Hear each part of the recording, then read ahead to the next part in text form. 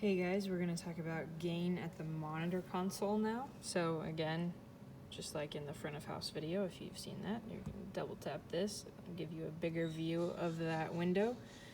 Same thing here as everywhere else. We want the gain settings on most things to hit -18, which is about right here, except for drums and vocals will probably be higher than that, but we really don't want them going much above -9.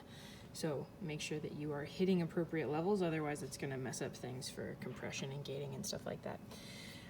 So double tap brings up our channel view of things. So this is where you can do your EQ and compression and all that lovely fun stuff. We're going to focus on this input and routing section. So you can see that front of house has control of most of these, should have control of all of these channels.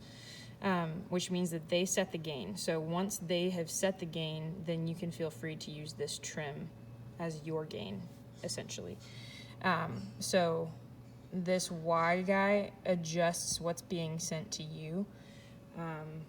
If you should happen to need a lot more level than what front of house is sending you, they can adjust this to in 3 dB increments. So if you need like another 3 dB of something, you can ask them to adjust that higher for you. But we want to try to refrain from doing that